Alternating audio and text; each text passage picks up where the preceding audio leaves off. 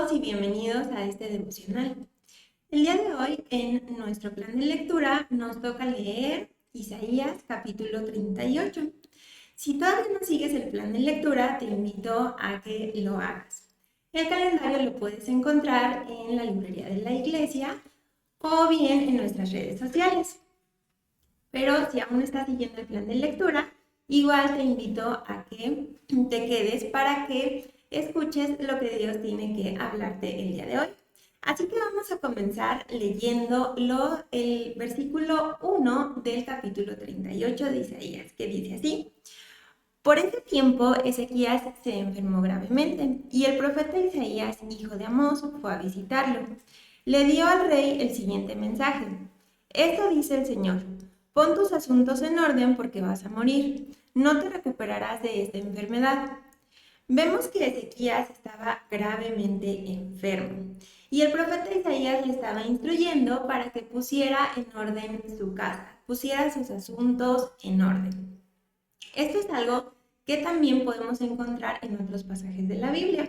Por ejemplo, Ahitofel hizo lo mismo. Vamos al primer libro de Samuel, capítulo 17, versículo 23, que dice: Cuando Ahitofel se dio cuenta de que no se había seguido su consejo, ensilló su burro y se fue a su pueblo natal, donde puso sus asuntos en orden y se ahorcó. Murió allí y lo enterraron en la tumba de la familia. Aquí podemos ver también cómo Ahitofel, antes de suicidarse, puso sus asuntos en orden.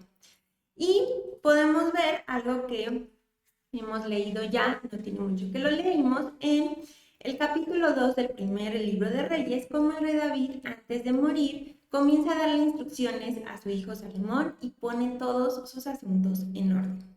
Nosotros también debemos de poner nuestros asuntos en orden y nuestra casa en orden.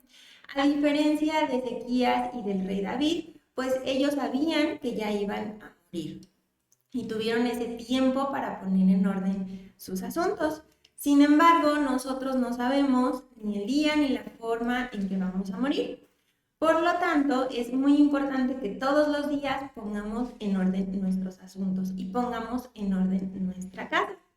¿Cómo podemos hacer esto? Reflexionando si estamos viviendo conforme a la palabra de Dios.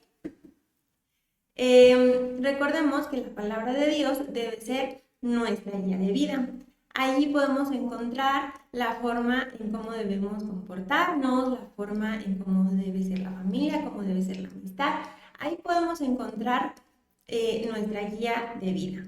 Vamos a seguir leyendo los versículos 2 y 3 que dicen: Cuando Ezequías oyó el mensaje, volvió su rostro hacia la pared y oró al Señor.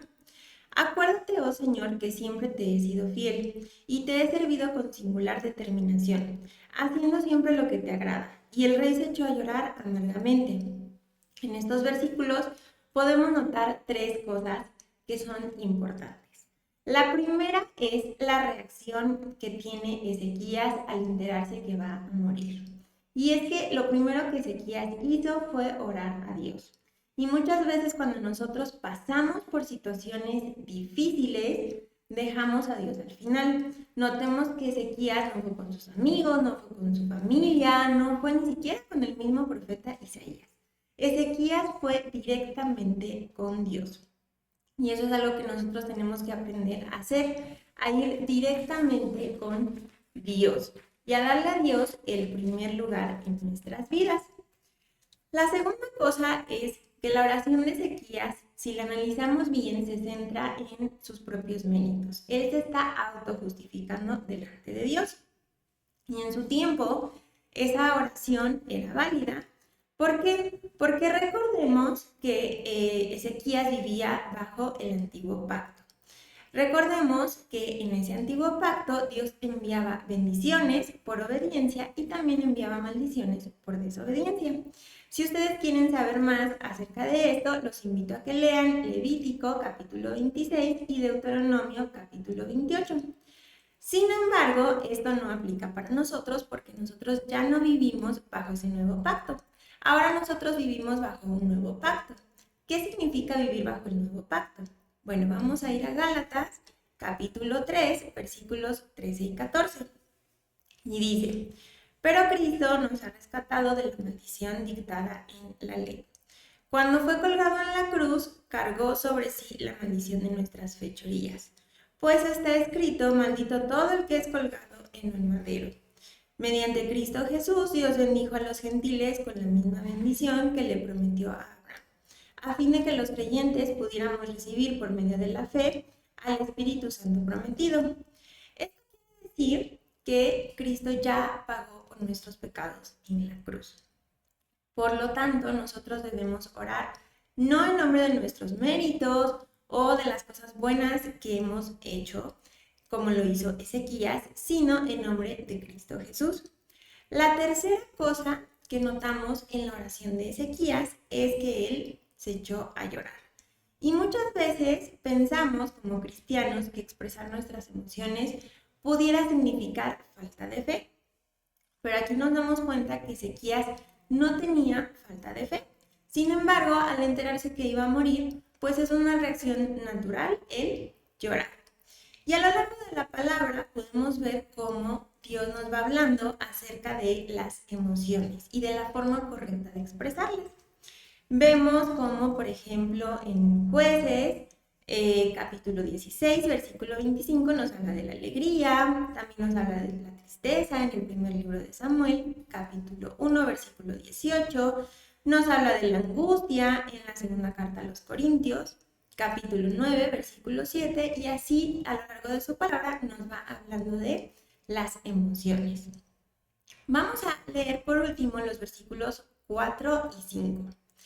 Dice, luego Isaías recibió este mensaje de parte del Señor. Regresa y dile a Ezequías, esto dice el Señor Dios de tu antepasado David. He oído tu oración y he visto tus lágrimas. Te añadiré 15 años más de vida. En estos versículos nos damos cuenta cómo Dios respondió de forma inmediata a la oración de Ezequías.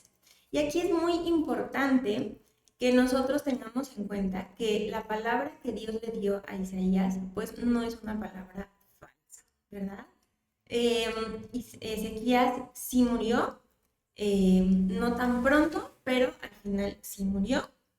Y debemos ser conscientes además que cuando Dios anuncia un juicio es porque casi siempre nos está invitando al arrepentimiento. Recordemos que Dios es justo y misericordioso también. Si Ezequías no hubiera orado, es probable que Dios no le hubiera alargado su vida 15 años más. Entonces es bien importante que nosotros oremos. Y sabemos que no necesariamente Dios va a responder nuestras oraciones de la forma tan inmediata como lo hizo con Ezequías.